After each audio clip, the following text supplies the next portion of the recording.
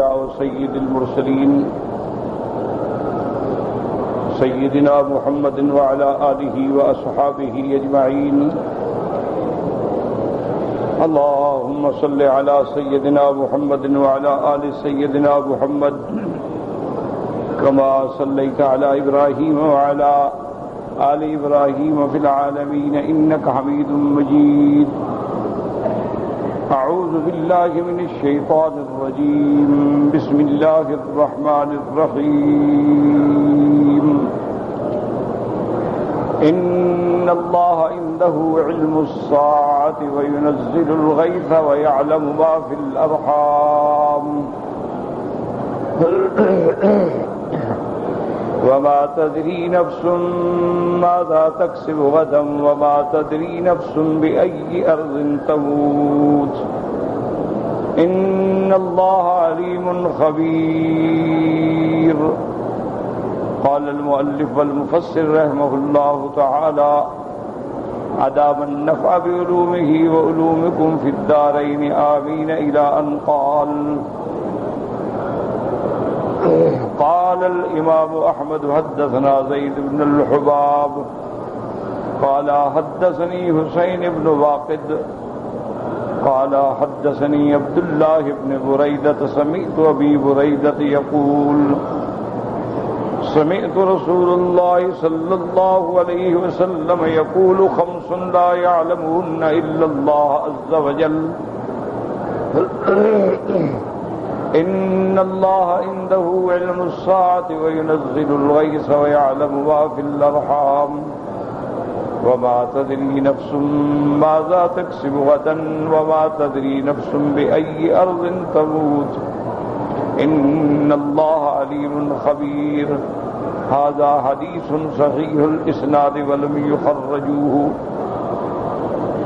حضرت ابی بردہ سے بھی یہی روایت ہے کہ سرکار دو عالم رحمت دو عالم سیدنا محمد مصطفیٰ صلی اللہ علیہ وسلم نے فرمایا کہ ان پانچ چیزوں کو کوئی نہیں جانتا مگر اللہ. پھر آپ نے یہی آیت تلاوت فرمائی اور یہ حدیث جو ہے صحیح الاسناد ہے ولم یخرجوہ لیکن اصحاب ستہ نے اس کو اپنی کتابوں میں ذکر نہیں کیا. تو ایک بات ہمیشہ یاد رکھیں یہ ضروری نہیں ہوتا کہ ہر صحیح حدیث جو ہے وہ بخاری اور مسلم میں ہو. یہ ضروری نہیں ہوتی. معنی یہ ہے کہ ان کتابوں میں صحیح حدیثیں ہیں. یہ نہیں کہ اور کوئی صحیح حدیث ہے ہی نہیں نعوذ باللہ. اور بھی سیاح موجود ہیں سنن موجود ہیں مصنف موجود ہیں مسانید موجود ہیں مراسیل موجود ہیں. اور سب سے بڑی حدیث کی اور اول کتاب جو ہے وہ موطا امام مالک رحمۃ اللہ علیہ ہے اور اسی طرح مسند امام ابی حنیفہ رحمۃ اللہ علیہ ہے. یعنی اس میں جو لوگ علم حدیث کے شناور ہیں جن کو علم حدیث سے تعلق ہے وہ جانتے ہیں کہ امام ابو حنیفہ رحمۃ اللہ علیہ کے مسانید میں اکثر روایات جو ہیں وہ ثلاثی ہیں اور ثلاثی سند جو ہے وہ سلسلۃ الذہب ہوتی ہے. یعنی محدثین کے نزدیک اس کو سونے کی کڑی کہتے ہیں کہ واسطے ہی تین ہیں اس کے بعد حضور صلی اللہ علیہ وسلم. تو اس کو کہا جاتا ہے احادیث ثلاثی. کبھی احادیث رباعی ہوتی ہیں کبھی خماسی ہوتی ہیں کبھی سداسی ہوتی ہیں. تو جتنے واسطے کم ہوں گے اتنا حدیث کا مقام اور مرتبہ جو ہے وہ عالی ہو جائے گا.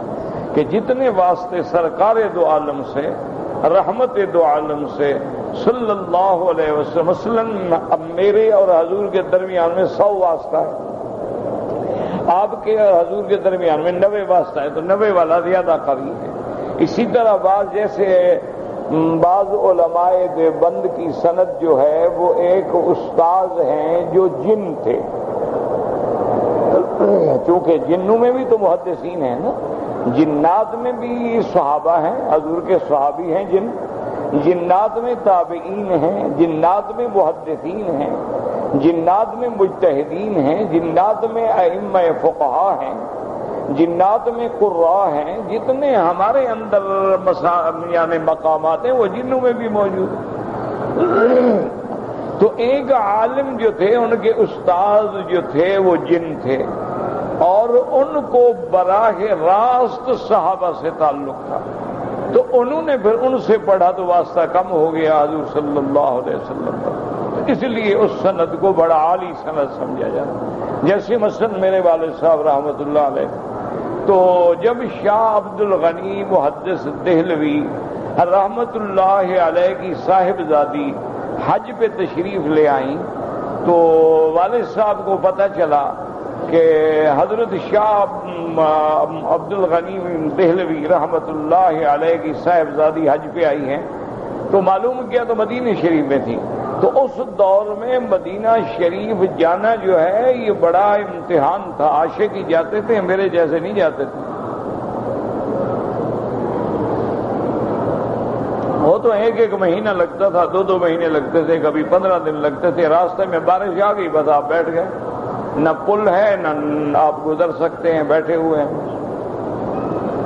اور اونٹوں پہ سفر تھا، نہ گاڑیاں نہ ٹرک نہ بسیں نہ قصہ نہ۔ یہ تو مجھے بھی یاد ہے جب ہم چھوٹے تھے تو ہم ان ٹرکوں پہ سفر کرتے تھے جو لوڈڈ ٹرک ہوتے تھے، جس میں چینی بھری ہو، کوئی اور چیز بھری ہو، تو جمپ کم لگتا تھا، ٹرک بھرا ہوتا تھا نا، 200-250 من اس میں لوڈ ہوتا تھا، تو اس کی چھت پہ ہم بیٹھ کے ان بوریوں کے اوپر بیٹھ کے مدینہ شریف جاتے تھے۔ تو والد صاحب مدینہ شریف پہنچے، اور وہاں جا کے والد صاحب نے پھر بخاری شریف کی 2 حدیثیں ان سے پڑھی تاکہ واسطہ کم ہو جائے کہ ان ابنت شاہ عبد الغنی ان عبد الغنی رحمۃ اللہ علیہ، سارے واسطے گر گئے، باقی سارے استاد جو تھے نا وہ ختم ہو گئے، کیونکہ براہ راست بی بی صاحب سے سند مل گئی۔ تو بی بی صاحبہ نے اپنے ابا سے پڑھا تھا، تو لہذا سند ہو گئی کہ ان ابنت شاہ عبد الغنی ان شاہ عبد الغنی محدث دہلوی رحمۃ اللہ علیہ، اور آگے جتنا واسطے پھر امام بخاری رحمۃ اللہ علیہ تک واسطے بالکل کم ہو گئے، تو اس کو کہتے ہیں عالی، سند عالی۔ سند عالی وہ ہوتی ہے کہ جتنے واسطے کم ہوتے جائیں گے اتنی سند مضبوط ہوتی جائے گی۔ تو سب سے بڑی سند عالی جو ہے وہ ثلاثی ہوتی ہے، یعنی آپ عام بات سمجھیں کہ بخاری شریف ایک ایسی کتاب ہے کہ اللہ نے امام بخاری رحمت اللہ علیہ کی خدمت کو ایسا رنگ دیا، ایسا قبول فرمایا کہ پورے عالم میں کوئی علم کا مدرسہ نہیں ہوگا جہاں بخاری شریف نہ پڑھائی جاتی۔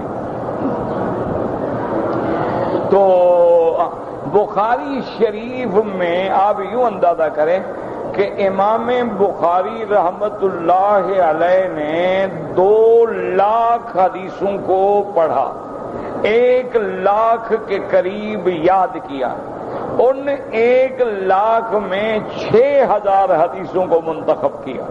اب اندازہ کریں کتنی محنت ہوئی ہوگی، اور ان حدیثوں میں صرف پوری کتاب میں 22 حدیثیں ہیں جو ثلاثی ہیں، یعنی ثلاثی سند کتنا عالی ہوتی ہے اس کا آپ اندازہ کر لیں کہ اتنی محنت کرنے والے امام کو صرف 22 حدیثیں ملی، 22 حدیثیں ہیں جو ثلاثی ہیں۔ اچھا، اور یہ بھی اللہ کی شان دیکھو، یہ ساری 22 حدیثیں جو ثلاثی ہیں وہ سارے امام ابو حنیفہ کے شاگرد ہیں، یعنی یہ اعزاز بھی امام ابو حنیفہ کو ملنا تھا رحمت اللہ علیہ رحمتاً واسعتاً۔ اللہ تمام ائمہ اربعہ پہ، محدثین پہ، علماء حدیث پہ، علماء سنت پہ کروڑ رحمتیں فرمائے، اللہ ان کی محنتوں کو قبول فرمائے۔ یاد رکھیں ان میں جو اختلاف ہوتے تھے وہ علمی اختلاف تھے، ان میں جو اختلاف تھا نہ وہ ضد تھی، نہ اناد تھا، نہ بغض تھا، نہ اپنی شان بڑھانے کا مسئلہ تھا، ایک علمی اختلاف ہوتا تھا، اختلاف ہو گیا، علم میں اختلاف ہوتا ہے، علم ہوگا تو اختلاف ہی ہوگا نا، اگر جاہل کیا اختلاف کرے گا؟ تیرنے والا ڈوبے گا نا، جو بندہ سمندر میں جاتا ہے نہیں مٹی ڈوبے گا، وہ تو کھڑا ہی کنارے پر ہے، وہ کیا ڈوبے گا؟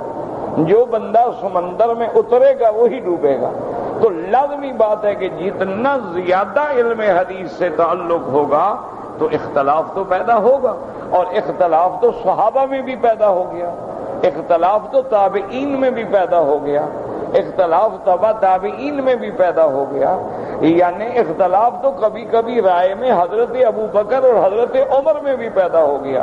اس لیے اختلاف کو برا نہ کہا کریں، دیکھا کریں کہ اختلاف کیوں ہوا۔ مثال کے طور پہ کہ جب رحمت للعالمین میرے آقا کی وفات ہوئی، سرکار دو عالم صلی اللہ علیہ وسلم کی وفات مبارک ہو گئی،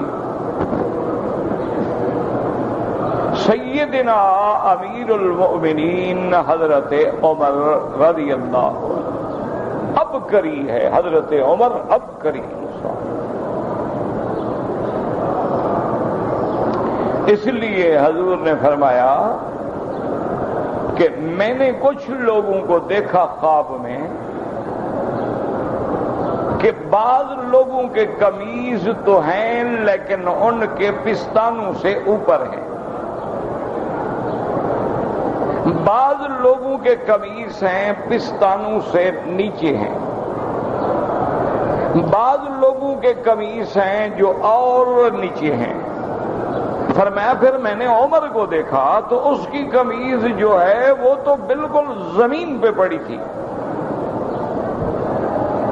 تو صحابہ نے پوچھا کہ یا رسول اللہ کیا مطلب ہوا خواب کا؟ آپ نے فرمایا کہ معنی یہ ہے کہ جن کا قمیض چھوٹا تھا وہ دین میں اتنے مکمل نہیں تھے، جن کا اور بڑا تھا وہ کچھ اور مکمل تھے، اور عمر کا تو دین میں یہ کمال تھا کہ گویا پورے قمیض دین نے ڈھانپ لیا تھا حضرت عمر کو، کیونکہ لباس التقوی ذالک خیر، تقوی کا لباس جو ہے وہ بہتر لباس ہوتا ہے۔ اسی طرح حضور پاک نے فرمایا کہ میں نے خواب دیکھا کہ حضرت ابو بکر رضی اللہ تعالی عنہ نے ایک کنویں سے ڈول کھینچے، فرمایا 2 ڈول کھینچے، لیکن ان کے کھینچنے میں کچھ کمزوری بھی معلوم ہوئی، جیسے ایک آدمی کمزور ہو نا تو زور لگا لگا کے کھینچتا ہے۔ کہتے ہیں پھر میں نے دیکھا کہ حضرت عمر نے جو کھینچے نا ڈول تو معلوم ہوا یفری فریقہ کہ اس نے تو کمال کر دیا کہ سارا جل تھل کر دیا پانی کے، انسان تو انسان جانور بھی پی گئے۔ تو اس سے اشارہ ہوا کہ حضرت ابو بکر کا دور خلافت جو ہے وہ بڑا مختصر ہوگا، 2 سال 6 ماہ رہا، اور حضرت عمر تو 10 سال سے بھی آگے بڑھ گئے اور پوری دنیا پہ اسلام پھیلا دیا۔ تو حضرت عمر ان لوگوں میں ہے یعنی جن کے بارے میں اللہ کے نبی فرماتے ہیں کہ اگر اللہ نے نبوت کا دروازہ میرے اوپر آ کے بند نہ کر دیا ہوتا تو عمر بھی نبی ہوتا۔ لو کان بعدی نبی لکان عمر، عمر وہ شان والا ہے۔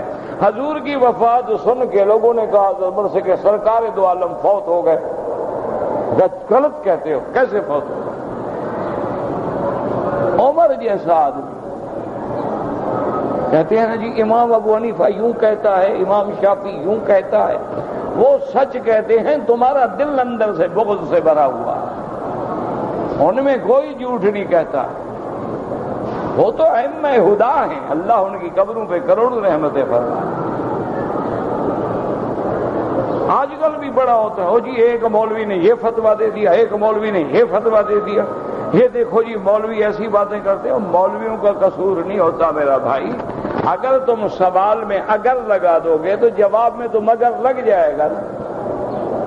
یہ سوال لکھنے والے لڑاتے ہیں، ایک آدمی کو سوال لکھا اگر کر کے، دوسرے کو لکھا مگر کر کے، تو لازمی بات ہے دونوں مولوی الگ فتویٰ دیں گے، کہیں گے دیکھو جی وہ مولوی یہ کہتا ہے، یہ مولوی یہ کہتا ہے، یہ نہیں کہیں گے وہ پوچھنے والا بدنیت ہے۔ اب جناب یہ ہوا کہ حضرت عمر فرماتے ہیں کہ میں جلدی سے گھر سے نکلا اور اتنے جذبات میں آئے تلوار کھینچ دی حضرت عمر نے، فرماتے ہیں کہ من یقول ان محمدن قد مات، کون ہے جو کہتا ہے حضور پہ موت آ گئی، میں گردن اڑا دوں گا اس کو۔ صحابہ کھڑے حیران ہیں، کیا کریں؟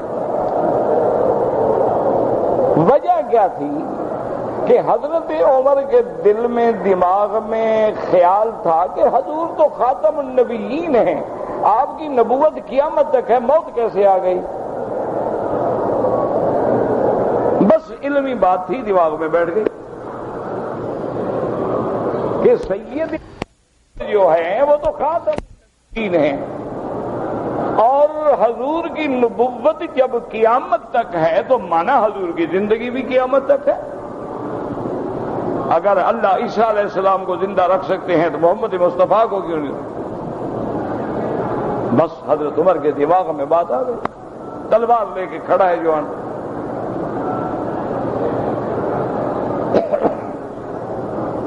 بی بی عائشہ صدیقہ رضی اللہ تعالی عنہا فرماتی ہیں کہ میرے ابا گھر میں آئے،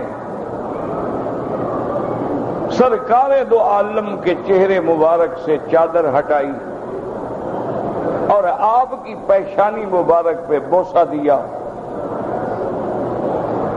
اور پھر چادر مبارک ڈالی اور کہا کہ میرا اللہ تو سچا ہے، تو اپنے نبی کو 2 دفعہ موت نہیں دے گا، موت آ گئی۔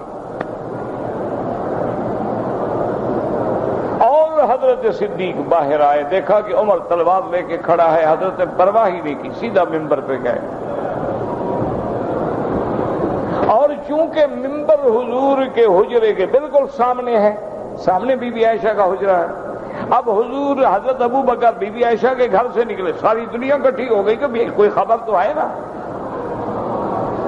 تو حضرت جب ممبر پہ گئے، آپ نے خطبہ پڑھا اور فرمایا من کان منکم یعبد محمدا فإن محمدا قد مات، کہ تم لوگوں میں سے جو بندہ محمد مصطفیٰ کی عبادت کرتا تھا اور آپ کو الہ سمجھتا تھا، معبود، حاجت روا، مشکل کشا، وہ سن لو کہ اللہ کے نبی پہ موت آ گئی۔ وَمَنْ كَانَ يَعْبُدَ اللَّهَ فَإِنَّ اللَّهَ حَيٌّ لَا يَمُوتُ، اور جو اللہ کی عبادت کرتا ہے وہ جان لے اسی کی ذات ہے جو زندہ تھا، زندہ ہے، زندہ رہے گا، جس پہ کوئی فنا نہیں۔ اور پڑھا ما محمد الا رسول قد خلت من قبله الرسل افإن مات او قتل انقلبتم على اعقابكم۔ فرمایا محمد مصطفیٰ بھی اللہ کے رسولوں میں سے رسول ہیں، آپ سے پہلے بھی رسول گزرے ہیں، ان پہ بھی موت آ گئی، کیا اگر میرے مدنی پہ موت آ جائے یا حضور شہید ہو جائیں تو تم دین چھوڑ کے بھاگ جاؤ گے؟ حضرت عمر کہتی ہیں واللہ اللہ کی قسم ہے مجھے ایسے معلوم ہوا کہ یہ آیت ابھی اتری ہے، اور میں نے کہا رحم اللہ یا ابا بکر، ابا بکر اللہ تجھ پہ کروڑوں رحمت کرے، تو نے میرا مسئلہ حل کر دیا۔ اور میں آگے بڑھا، میں نے کہا صدق ابی بکر، ابو بکر سچا۔ تو اب دیکھیں ابو بکر کی رائے اور عمر کی رائے میں اختلاف ہے، لیکن اختلاف کیوں ہے؟ اس کا اختلاف بھی بربنائے محبت ہے، اور ابو بکر کا اختلاف بھی بربنائے محبت ہے کہ اگر آج میں ہمت کر کے یہ اعلان نہیں کرتا تو لوگ تو اللہ کی توحید چھوڑ کے شرک میں مبتلا ہو جائیں گے، اور حضور کی نبوت کا اگر موت کا انکار کریں گے تو ایک ایسا مسئلہ ہوگا کہ جب موت نہیں آئی تو پھر دفن کیوں کیا گیا حضور پاک صلی اللہ علیہ وسلم؟ پوری امت کو فتنے سے ابو بکر نے بچا دیا رضی اللہ تعالی عنہ وارضاہ، لیکن اختلاف دونوں میں ہوگی۔ لیکن یہ مسئلہ یاد رکھیں کہ بعض لوگ کہہ دیتے ہیں موت آ گئی، موت نبی کا کوئی منکر نہیں کائنات میں، کیونکہ یہ نص قطعی کا مسئلہ ہے، انک میت وانہم میتون۔ میرا محبوب آپ پہ بھی موت آئے گی، آپ کے دشمنوں پہ بھی موت آئے گی، پھر قیامت والے دن میری دربار میں حاضر ہوں گے۔ اللہ کے نبی پہ موت برحق ہے، لیکن موت کے بعد اللہ اپنے انبیاء کو حیات عطا فرماتے ہیں۔ اب آپ کہیں کہ کیسے دیتے ہیں؟ جیسے اللہ فرماتے ہیں وَلَا تَقُولُوا لِمَن يُقْتَلُ فِي سَبِيلِ اللَّهِ أَمْوَاتٌ بَلْ أَحْيَاءٌ وَلَٰكِن لَّا تَشْعُرُونَ۔ اللہ نے فرمایا کہ جو میرے راستے میں شہید ہو جائیں، قتل ہو جائیں، موت آ جائے، ان کو موت مردہ نہ کہو، وہ زندہ ہے۔ موت تو آئی ہے لیکن اس کے بعد اللہ ان کو زندگی دے۔ اور کیسے دیتے ہیں؟ جیسے حضرت عزیر کا نمونہ بھی اللہ نے دکھلا دیا، فَأَمَاتَهُ اللَّهُ مِئَةَ عَامٍ ثُمَّ بَعَثَهُ، اللہ نے 100 سال تک موت دے دی اور اس کے بعد زندہ کھڑا کر دیا۔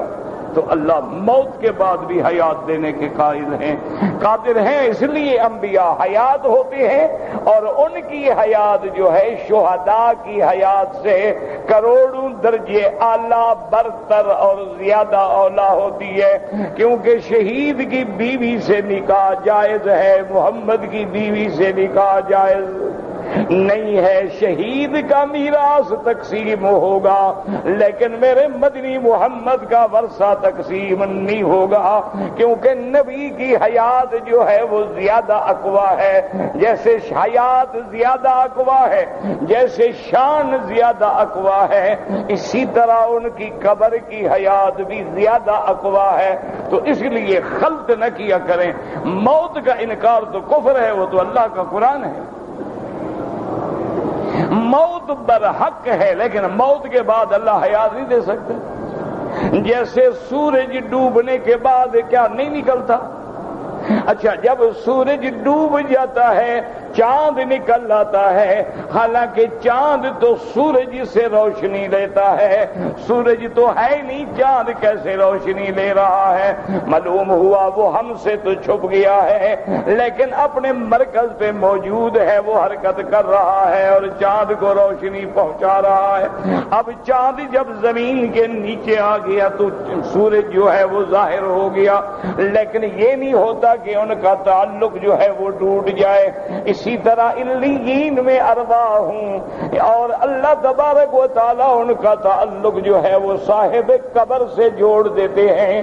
اگر ہم اس کا انکار کریں گے تو پھر عذاب قبر کا بھی انکار، پھر منکر نکیر کا بھی انکار، پھر قبر میں سوال و جواب کا بھی انکار، پھر قبر میں راحت و جنت کا بھی انکار، پھر قبر میں حضور کا حضرت موسیٰ کو نماز پڑھتے ہوئے دیکھنے کا بھی انکار، پھر حضور کے معراج میں سارے انبیاء کے حاضر ہونے کا بھی انکار، پھر ایک مسئلہ نہیں ہوگا، اللہ کے دین کے سارے مسئلے ختم ہو جائیں گے۔ اس لیے ہمیشہ اختلاف نہ کیا کریں، اور یہ بھی نہ کیا کریں جیسے ہمارے بعض لوگ بڑھ جاتے ہیں، وہ کہتے ہیں انبیاء زندہ ہیں، جب چاہیں جہاں چاہیں آ بھی جاتے ہیں، یہ غلط ہے۔ وہ کہتے ہیں انبیاء زندہ ہیں، ان کی بیویاں بھی ان پہ پیش کی جاتی ہیں، یہ بالکل غلط ہے۔ نہ حد سے آگے بڑھیں نہ پیچھے گھٹیں، جتنا قرآن میں ہے، حدیث میں ہے، ایمان ہے، اپنی طرف سے عقل بالکل نہ دوڑایا کریں۔ یہ مسائل عالم غیب کے ہیں، یہاں عقل کام نہیں دیتا، یہاں قرآن کام دیتا ہے، حدیث کام دیتی ہے، کیونکہ عالم برزخ جو ہے وہ عالم غیب ہے۔ تو عالم غیب جب ہم نے دیکھا نہیں تو وہاں عقل کیسے لڑائیں گے؟ اب کوئی آدمی بحث کرنا شروع کر دے کہ جی جنت کے پھل کیسے ہوتے ہیں، تو حضور نے مسئلہ ہی ختم کر دیا کہ بھائی مالا عین رات، وہ تو ایسے ہیں کسی آنکھ نے دیکھا ہی نہیں، ولا اذن سمعت ولا خطر علی قلب بشر۔ یا رسول اللہ قرآن میں تو نام آیا ہے کہ وہاں انگور ہوں گے، کھجور ہوگی، فرمایا نام تو یہی ہوں گے پر ذائقہ تو الگ ہوگا نا۔ جنت کا انگور کہاں اور دنیا کا انگور کہاں، جنت کی کھجور کہاں اور دنیا کی۔ اب کھجور دیکھو نا ساری دنیا میں ہوتی ہے، لیکن مدینے کی کھجور کا کیا مقابلہ؟ کھجور تو ساری دنیا میں ہوتی ہے، کھجور تو ماشاءاللہ تمہارے سندھ میں میر پور میں بھی بہت ہوتی ہے، کھجور تو ماشاءاللہ تمہارے ڈیرے اسمیل خاں اور ٹانگ کے علاقوں میں بھی بہت ہوتی ہے، کھجور تو بصرے میں بھی بہت ہوتی ہے، کھجور تو عراق میں بھی بہت ہوتی ہے، لیکن کہاں وہ نسبت خاک راب عالم پاک، کہاں دنیا کی کھجور اور کہاں میرے مدنی محمد مصطفیٰ کے شہر کی کھجور، جس شہر کو اللہ پاک نے نبی کا مرکز قرار دیا ہو، جس کی فضاؤں میں شفا ہو، جس کی مٹی میں شفا ہو، جس کے غبار میں شفا ہو، اس کی کھجور کا کیا کہنا ہو؟ شرط یہ ہے کہ ہمارا اندر کا بھانڈا صاف نہیں، مشکل ہی ہے، 2 کلو بھی کھا جاؤ فائدہ نہیں ہوتا۔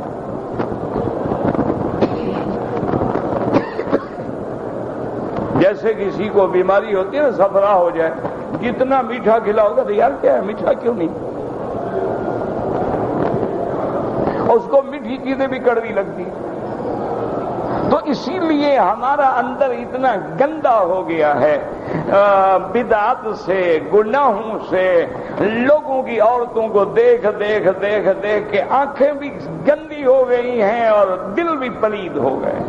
سارا دن طواف کرو، ایک غیر محرم عورت کو دیکھو، ساری نیکی گرل ہو کے رہ گئی، ختم، دھیلے کا فائدہ بھی نہیں۔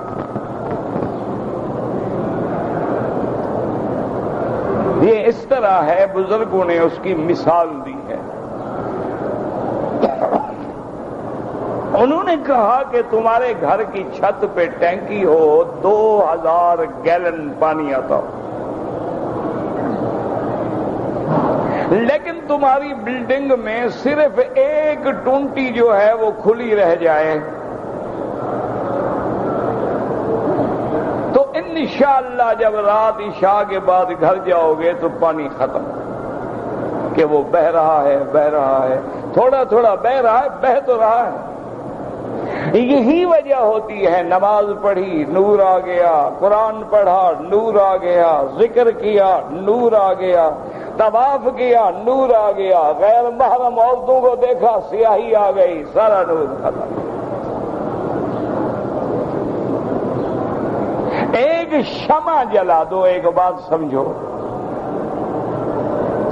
ایک شمع جلا دو گھر میں، ایک پتلی تھی، دیکھا نہیں آپ نے موم بتی کتنا ہوتی ہے، ایک شمع سارے گھر میں روشنی کر دیتی ہے، سارا گھر روشن ہے، پھونک مار دو ختم، اندھیرا ہو گیا۔ جو چیز سارے گھر کو روشن کرے تھی ایک پھونک سے ختم ہو گئی۔ یہی بات وہ ہے کہ ساری عبادتیں ہماری جو ہیں وہ غیر محرم پہ نظر ڈالنے سے ختم ہو، حرام کا رزق کا ایک نوالا اندر گیا، ساری روشنی ختم ہو۔ سارا دن ذکر کیا، شام کو جھوٹ بولا، غیبت کی، گالیاں دی، بکواس کی، سارا ذکر ختم۔ اگر نیکیاں گناہوں کو مٹا دیتی ہیں نا تو گناہ بھی پھر نیکی کرنے ہی نہیں دیتا، نیکیاں کرنے سے گناہ مٹ جاتے ہیں، گناہوں کا جب آدمی عادی ہو جاتا ہے وہ نیکی کر ہی نہیں سکتا، گناہ بھی پھر نیکی کی طرف آنے نہیں دیتے۔ تو اس لیے میرے عزیز، میرے محترم، کوشش کیا کرو کہ اللہ کے گھر میں آئے ہو، کسی ستون کی اوٹ میں بیٹھ کے قرآن پڑھتے رہو، موقع ملے کعبے پہ نظر ڈال لو، اللہ طواف کا موقع دے 10 کے بجائے 1 کرو، لیکن نظر نیچے ہو، ادھر ادھر نظر ہلے ہی نہیں۔ حجر اسود پہ آ گئے، کوئی ضروری نہیں کہ آنکھیں کھولو، بسم اللہ اللہ اکبر، بس کوئی ضروری نہیں کہ کھڑے ہو جاؤ، بن کے کھڑا ہوا ہے، لوگ آ رہے ہیں، دھکے لگ رہے ہیں، رش ہو رہا ہے، عورتیں کھڑا، طواف ختم کیا، وہی اللہ اکبر، سنتیں پڑھیں، وہ سارا حرم پڑا ہوا ہے، خدا کا خوف کرو، تمہیں پتہ ہے یہ طواف ہے، لوگ ابھی چل پڑیں گے، اور جتنے لوگوں کو میں روکوں گا ان کے گناہ کا ذمہ دار کون ہے؟ جتنے لوگ میرے آگے سے گزریں گے اس سب کا گناہ کس پہ ہے کہ میں راستے میں کھڑا ہو گیا، وہ کہاں جائیں؟ بس ان چھوٹی چھوٹی باتوں کا خیال کرو، اللہ پاک کو منانے کے لیے بہانا چاہیے، اللہ کو بہا نہیں چاہیے، بس چھوٹی سی بات کا خیال۔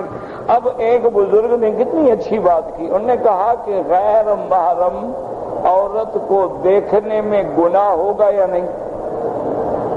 دیکھنے میں گناہ یقینی، اچھا نہ دیکھنے میں ثواب یقینی، تو فرمایا پر یقینی ثواب حاصل کیوں نہ کرو گناہ حاصل کرنے کے لیے؟ دیکھنے میں گناہ یقینی ہے، اس میں کوئی شبہ ہی نہیں، اور نہ دیکھنے میں ثواب یقینی ہے، تو پھر یقینی ثواب حاصل کرو بجائے اس کے کہ یقینی گناہ حاصل کرو۔ اس لیے ہمیشہ احتیاط رکھا کریں۔ تو یہ عالم الغیب ہے، یہ علمی اختلاف ہوتے ہیں۔ ایک قول، اب دیکھیں امام شافعی جیسا آدمی رحمت اللہ علیہ، یہ بڑے لوگ تھے، اللہ ان کی قبروں پہ کروڑوں رحمت ہے۔ اللہ اکبر، آج ہی میں دیکھ رہا تھا حضرت طاؤوس ابن کیسان رحمت اللہ علیہ جو تابعی،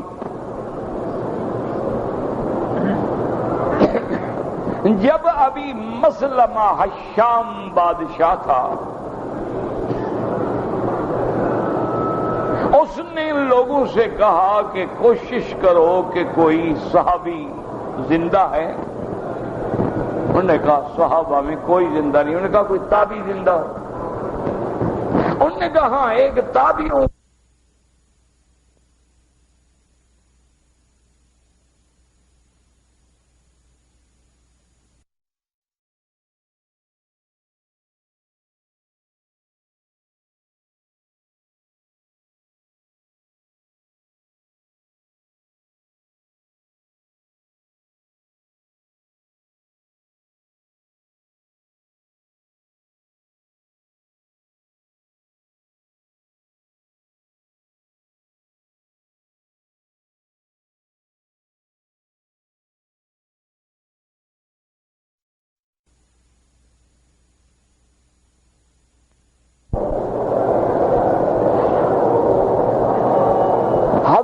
طاؤوس ابن کیسان رحمت اللہ علیہ بڑے طویل العمر تھے۔ آپ تشریف لے آئے، ایک تو آپ نے اس کی قالینیں جو بچھی تھی نا ان پہ جوتا نہیں اتارا، تو یہ آداب شاہی کے خلاف تھا۔ بادشاہوں کو تو یہ بات بڑی ناگوار گزرتی ہے نا۔ دوسرا کہ آپ نے کہا السلام علیکم یا حشام۔ ایک تو امیر المومنین بھی نہیں کہا، ورنہ آداب یہ تھے کہ جو بھی آتا تھا وہ کہتا تھا السلام علیکم یا امیر المومنین ابی مسلمت حشام اطال اللہ بقاءک وخلد اللہ، اس طرح کے القاب سے انہوں نے کہا السلام علیکم یا حشام۔ پھر آداب یہ تھے کہ جب تک بادشاہ حکم نہ دیتا کوئی بندہ کرسی پہ نہیں بیٹھتا، آپ جا کے بیٹھ گئے، حکم کا انتظار نہیں کیا۔ بادشاہ کا تو غصے سے چہرہ سرخ۔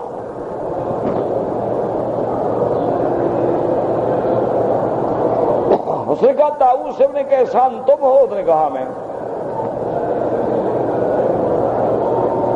انہوں نے کہا میں نے آپ کے علم کی بڑی تعریف سنی تھی، آپ کو تو آداب محفل کا بھی پتہ نہیں ہے، میری قالینوں پہ جوتے سے آ گئے۔ انہوں نے کہا ایسے جوتے سے تو میں اللہ کے گھر میں چلا جاتا ہوں، تیرا گھر اس سے زیادہ مقدس ہے۔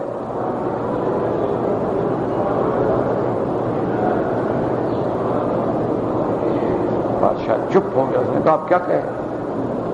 اس نے کہا کہ پھر آپ نے مجھے امیر المومنین کیوں نہیں کہا؟ اس نے کہا ساری دنیا تو میں امیر المومنین نہیں مانتی، کچھ مانتے ہیں کچھ نہیں مانتے، میں کہتا میں جھوٹوں میں شامل ہو جاؤں، میں تو نہیں مانتا آپ کو۔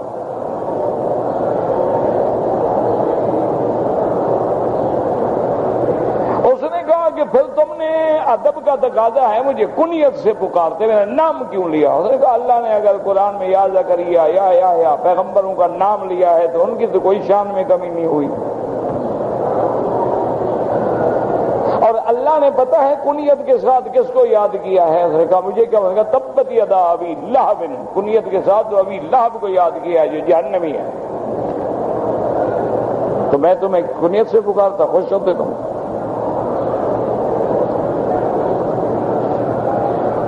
کہا اس کا بھی کوئی ہے؟ اس نے کہا اچھا یہ آداب مجلس کے خلاف ہے کہ میری اجازت کے بغیر تم بیٹھ گئے؟ انہوں نے کہا حضور نے فرمایا وہ بندہ دوزخی ہوتا ہے جو خود بیٹھا رہے اور لوگ کھڑے رہیں جب تک حکم نہ دے۔ میں تو تمہیں دوزخی بنانا نہیں چاہتا، تم بننا چاہتے ہو تمہاری مرضی۔ حضور نے فرمایا وہ آدمی دوزخی ہوتے ہیں کہ خود تو بیٹھے رہیں اور سامنے لوگ کھڑے رہیں، کہ ڈر کے مارے بیٹھ نہیں سکتے جب تک حکم نہ ہو۔ تو میں تو نہیں چاہتا تھا کہ تم دوزخی بنو۔ اس کے بعد کہتے ہیں جو حاضرین مجلس بیٹھے تھے وہ کہتے ہیں ہم ڈر رہے تھے کہ یہ بدبخت کہیں حضرت کی شان میں گستاخی نہ کر دے، لیکن کہتے ہیں کہ باتیں سننے کا ایسا اثر ہوا کہ شام نے رونا شروع کر، روتے روتے بے ہوش ہو گیا۔ اس نے کہا مہربانی کرو مجھے نصیحت۔ آپ نے فرمایا ایک ہی لفظ یاد رکھو، اچھے لوگوں کو کام پہ رکھا کرو تو شکایت نہیں ہوگی، برے رکھو گے تو مصیبتیں بنیں گی۔ بس اس بات کو پلے باندھ لو تو پھر خیر ہے، السلام علیکم کہہ کے چلے۔ تو یہ بڑے لوگ تھے، اللہ ان کی قبروں پہ کروڑوں رحمتیں کرے۔ امام شافعی عظیم المرتبت امام ہے، اتنا بڑا آدمی ہے کہ امام احمد ابن حنبل جیسا جلیل القدر امام اس کا شاگرد ہے۔ امام شافعی اتنا بڑا آدمی،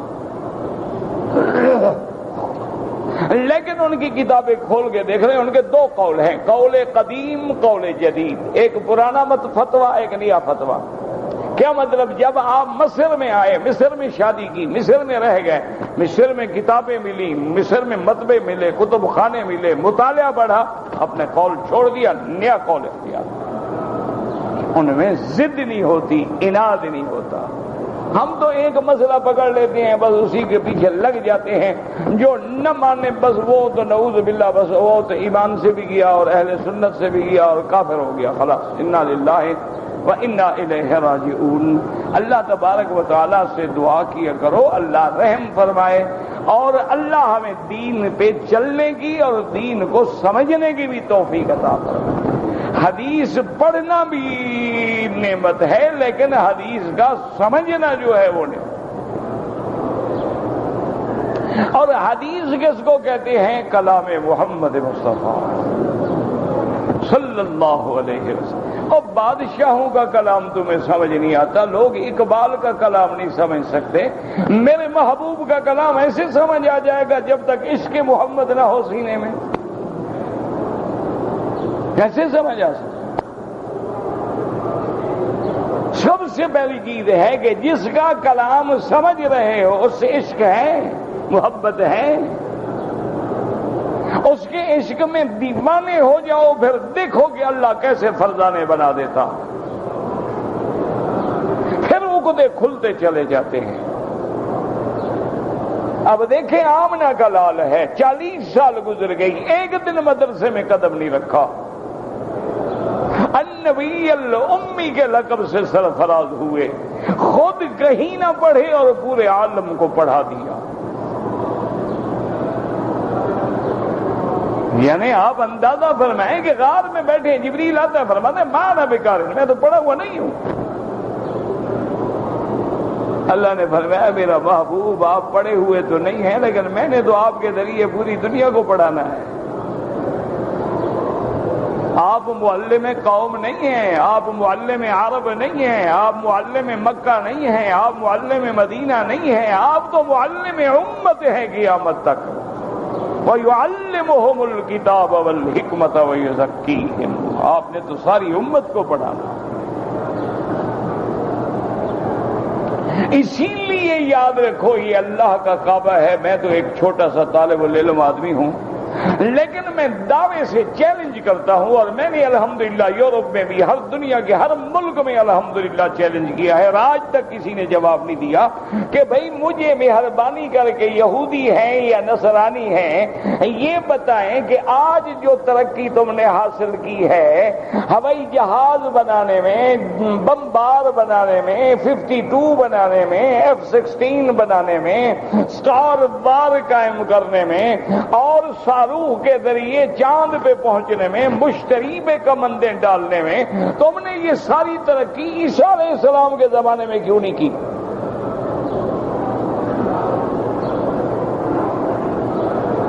بھئی یہودیوں کے نبی کون ہیں؟ موسیٰ علیہ السلام ہیں کہ نہیں؟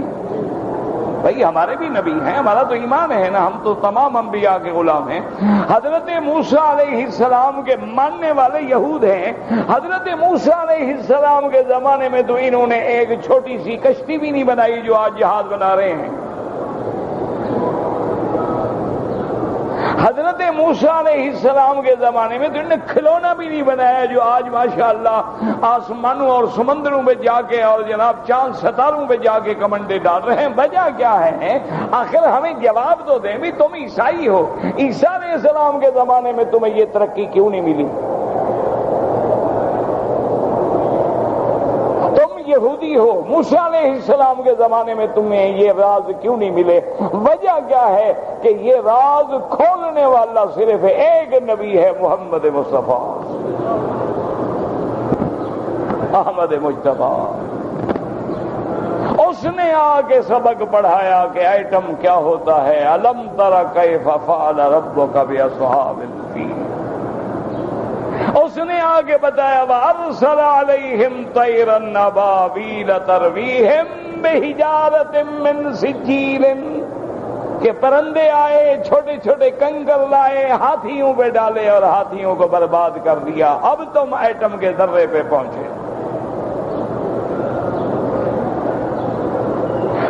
اسی الجھن میں تھے کہ ذرہ قابل تقسیم ہے یا نہیں ہے۔ یہ قرآن نے آگے راز کھولا کہ مثقال ذرۃ ولا اصغر منها ولا اکبر، تقسیم ہو گیا، ذرہ تقسیم ہو گیا تو ایٹم پہ پہنچ گئے۔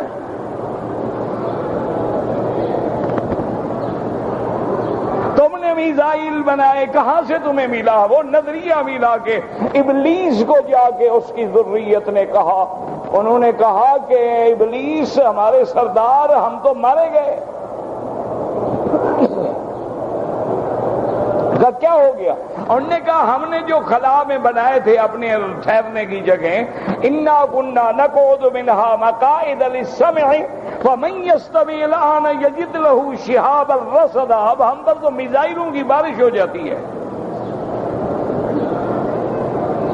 یہ قرآن نے آ کے عقدہ کھولا۔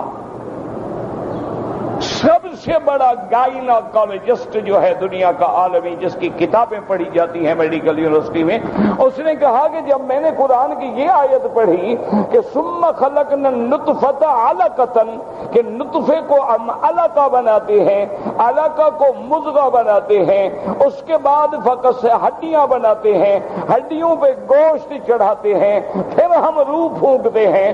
جب میں نے یہ آیت پڑھی تو میں دوڑا ہوا گیا اسلامی مرکز میں نے کہا جتنی آیتیں تخلیق انسان کے بارے میں ہیں مجھے ان کا ترجمہ کر کے دو۔ وہ کہتا ہے جب میں ترجمہ پڑھتا گیا اور اللہ کا اسلام میرے دماغ میں داخل ہوتا ہے، میں نے مان لیا کہ جو کچھ محمد مصطفیٰ نے کہا وہ سچ ہے۔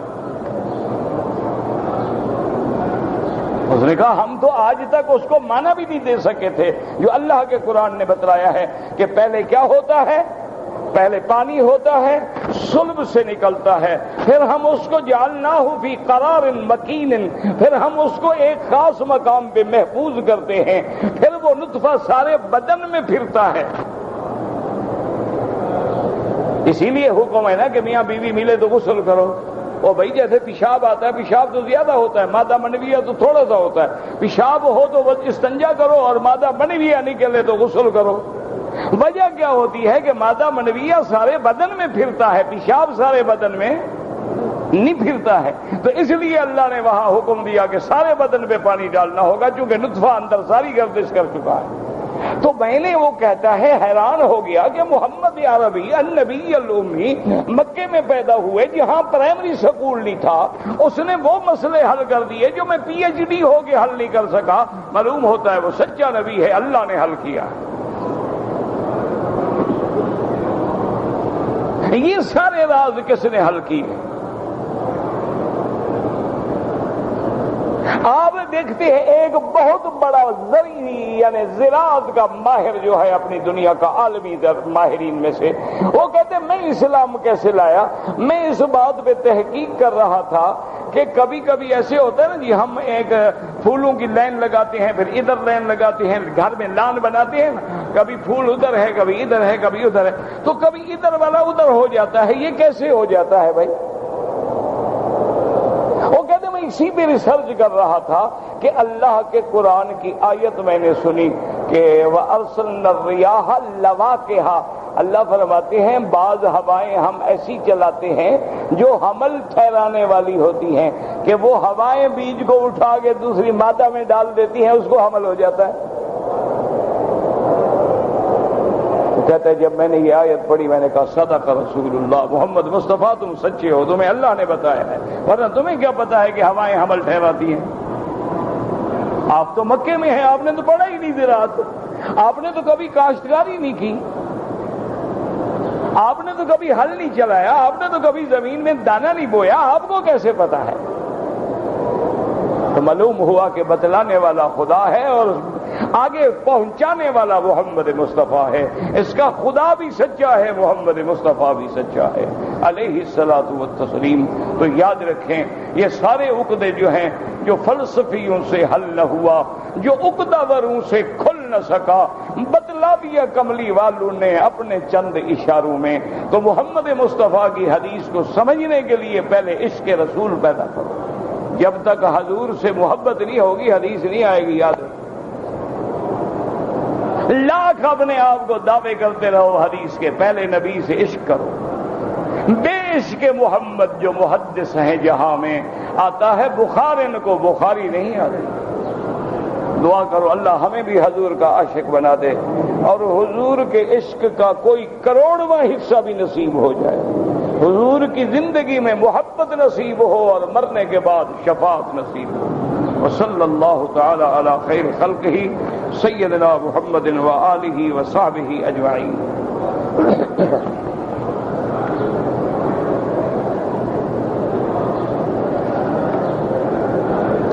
عورت کا احرام یہ ہے کہ سر سے لے کر پاؤں تک اپنے بدن کو چھپائے لیکن چہرہ کھلا رکھے۔ چہرہ کب تک کھلا رکھے؟ جب تک غیر محرم لوگ سامنے نہ ہوں۔ اگر غیر محرم لوگ سامنے آ جائیں تو عورت اپنا کپڑا چہرے کے آگے لٹکا لے۔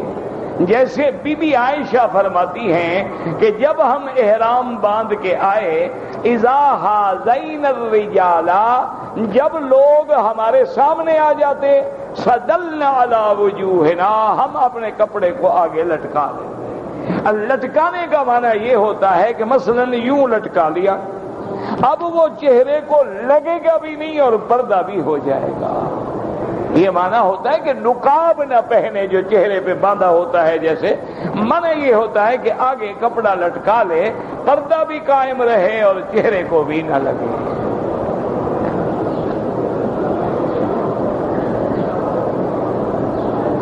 کچھ ہمیشہ یاد رکھیں، معنی یہ ہے کہ چہرے میں ناک بھی آتا ہے نا، یعنی ایسے کپڑا لٹکائیں کہ پردہ بھی ہو جائے اور اس کے۔ میرا بھائی بات یاد رکھو، جن بیٹیوں نے پردہ کرنا ہے نا وہ تو پی کیپ باندھ کے بھی کپڑا ڈال لیتی ہیں، ان کو کوئی مشکل نہیں ہوتی۔ مشکل انہیں ہوتی ہے جن نے کبھی کیا نہیں۔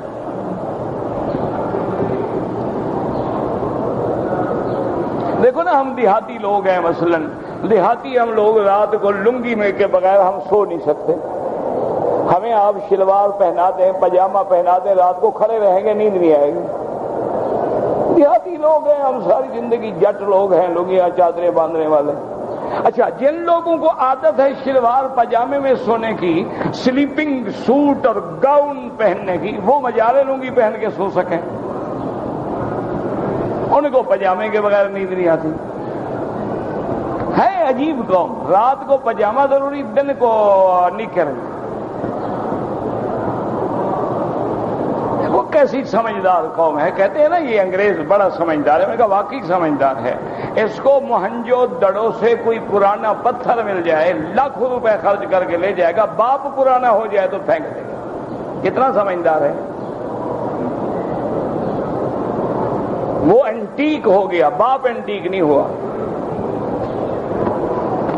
اس کو اولڈ ہاؤس میں پھینکائیں گے، بس دور سے خط بھیج دیں گے کرسمس میں، یا مر جائے تو ٹیلی فون کر دیں گے کمپنی کو کہ ڈیڈی کو دفنا دو، پیمنٹ ہم کر دیں۔ دیکھو کتنے سمجھدار لوگ ہیں۔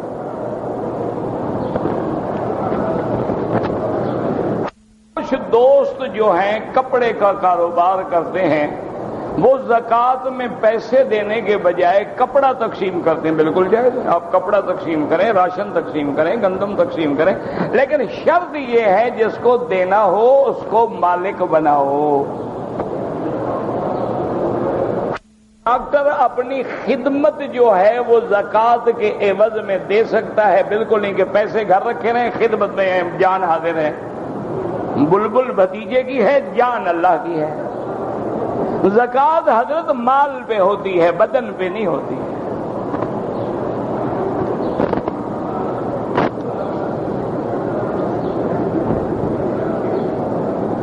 میں نماز پڑھ رہا تھا، خیال نہیں آیا، دوسری جگہ دیکھ لیا، اگر صرف گردن پھری تو نماز مکروہ تو ہو گئی، لیکن ہو گئی، سینہ پھر گیا تو نماز باطل ہو گئی۔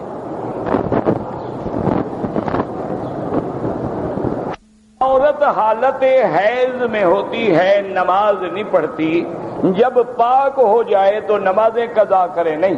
اللہ کی دیکھو کتنا بڑی مہربانی ہے۔ اب عورت کا مثلا حیض ہے 8 دن، تو اس کی تو 40 نمازیں قضا ہو گئی، تو اللہ نے فرمایا نمازیں تو معاف ہیں، لیکن روزے قضا ہو جائیں تو رکھ لو، کہ روزے تو کل 8 ہوں گے نا سارے سال میں، یہ تو ہر مہینے میں 40 نماز ہوگی، تو سال میں کتنی بن گئی؟ 480، اللہ نے معاف کر دی۔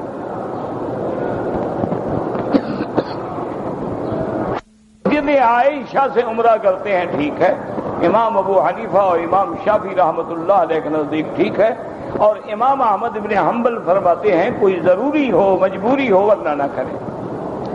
زمزم بیٹھ کے، بالکل بیٹھ کے پینا چاہیے، کھڑے ہو کے پینے کا کوئی حکم نہیں۔ اگر کوئی کھڑے ہو کے پیے تو گناہ نہیں ہوگا، حکم یہ ہے کہ بیٹھ کے پیو۔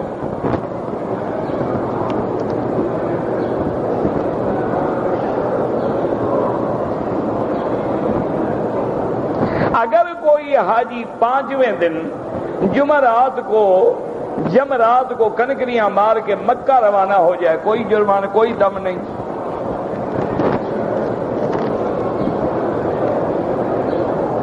ہم نے سنا ہے کہ یہاں کے امام جو ہیں وہ عورتوں کی نیت نہیں کرتے، مردوں کی تو کرتے ہیں نا، کہ مردوں کی بھی نہیں کرتے، تو ان کے نزدیک عورتیں مردوں کے تابع ہیں۔ یہ تمہارے نزدیک ہے کہ مرد عورتوں کے تابع ہیں، وہاں تو کرنی پڑتی ہے نا۔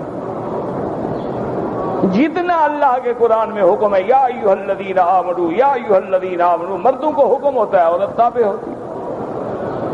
یا ایھا الذین آمنوا اذکروا اللہ ذکرا کثیرا، کیا مانا عورت ذکر نہ کرے؟ باقی یاد رکھو یہاں جتنے امام ہیں الحمدللہ وہ صرف امام نہیں ہیں، صرف مولوی نہیں ہیں، وہ علماء ہیں، وہ اور ان کی فقہ علی المذاہب الاربع پہ بڑی گہری اور گہرائی سے نظر ہے، وہ ہر بات جانتے ہیں، سب کچھ کرتے ہیں، کوئی فکر نہ کیے پر۔ دوران نماز میں اگلی صف میں جگہ خالی ہے، سینہ نہ پھرے اور 2 قدم ہوں تو کوئی حرج نہیں، چلے جائے۔ واجب ہو جائے لازم مکے میں دینا ہوگا۔ طلاق کی صورت میں بچے کس کے پاس رہیں گے؟ چھوٹے ہیں تو ماں کے پاس، بڑے ہو جائیں گے باپ کے پاس۔ اگر چھوٹے بچے ہیں ماں کے پاس رہیں تو باپ کو کس حد تک ملنا جائز ہے؟ جتنا بچوں سے محبت ہو، ہفتے میں جا کے دیکھا ہے، خرچہ دے، ساری ذمہ داری تو باپ پر ہے۔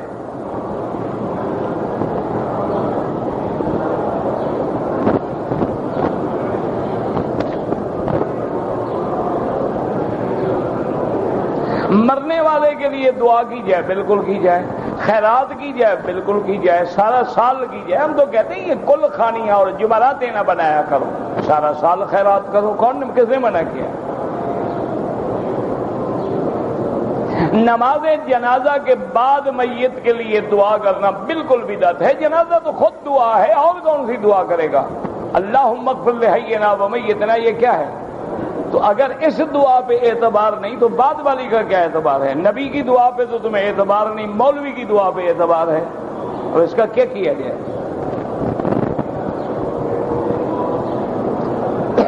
ہر علاقے میں مختلف ائمہ کی فقہ، ہمارے علاقوں میں چونکہ فقہ حنفی تھی، انڈونیشیا میں فقہ شافی تھی، کوئی نہیں، سب برحق ہیں، اللہ سب پہ کروڑوں رحمتیں کرے۔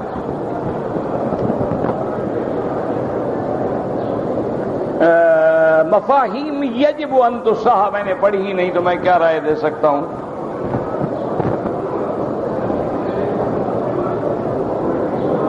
اگر صفا مروہ میں بغیر احرام کے چکر لگائے، کیوں لگائے؟ صفا ہوتی ہی عمرے میں ہے یا حج میں احرام ہوگا؟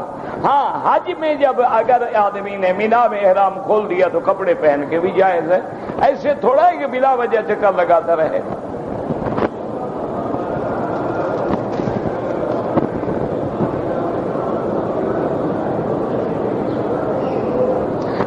کہ میں سر منڈوا رہا تھا اور میرے سر میں اس طرح لگ گیا، خون نکل آیا۔ کچھ نہیں، خون بھی تمہارا نکلے، شریعت جرمانہ بھی تم پہ کرے، اچھی بات ہے بھائی، کچھ نہیں ہوتا حضرت۔ یہاں جتنے لوگ ہیں وہ حاجیوں کے سر پر ہی تو سیکھنے کے لیے آئے ہیں، یہ کاریگر تھوڑے ہوتے ہیں، یہ ہمارے سروں پہ سیکھتے ہیں۔ انشاءاللہ شکر کرو ایک ٹک لگا، کوئی نیا اناڑی ملتا تو پورا تیرے ملک کا نقشہ بنا دیتا سر پہ انشاءاللہ۔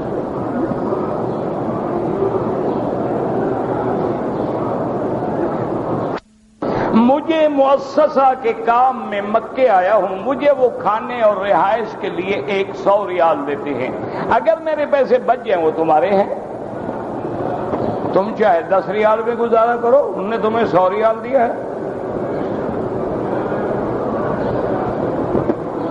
میری بہن ہے، صاحب جائیداد ہے لیکن مریض ہے، اس کا عمرہ میں کر سکتا ہوں؟ بالکل کر سکتے ہیں۔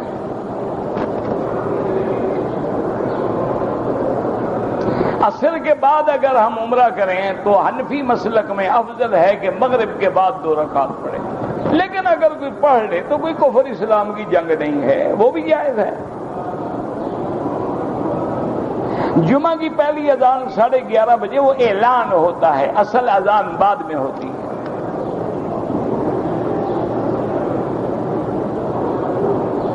اگر صبح کی اذان ہونے کے بعد ہم نے 2 رکعت سنت پڑھ لی، ابھی وقت باقی ہے، نفل پڑھیں؟ بالکل نہیں۔ جب 2 رکعت سنت پڑھ لو تو اب صرف فجر کی نماز پڑھو۔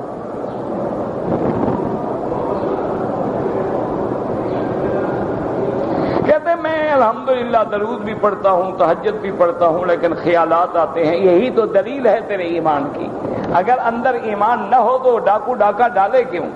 میں تو خوش ہونا چاہیے، آتے ہیں بولے خیالات آنے دو جتنے آتے ہیں۔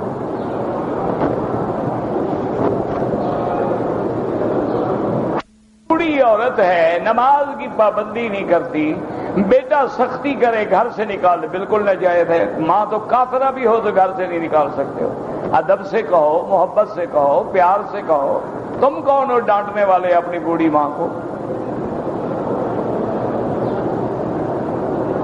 اگر میں اپنے بیوی بچوں کے لیے صدقہ کروں، بس نیت کر لو کہ یا اللہ میں صدقہ کر رہا ہوں، اس کا ثواب میرے بچوں کو دے، اس صدقے کی وجہ سے ان کو بلاؤں سے محفوظ رکھ۔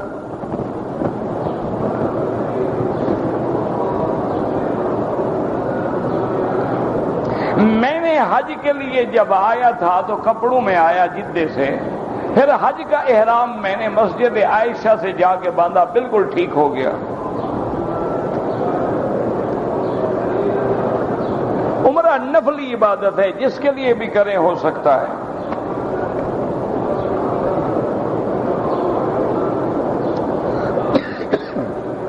اگر ایک آدمی احرام عمرے کا باندھ کے آیا، رات کو سو گیا، صبح کو خالی پانی سے نہا لیا، کوئی حرج نہیں۔ ایک آدمی نے عصر کے بعد طواف کیا، مغرب کی اذان ہو گئی، اذان کے بعد 2 رکعت واجب الطواف پڑھ لی، ٹھیک ہے، وہ بھی جائز ہے، کوئی منع نہیں۔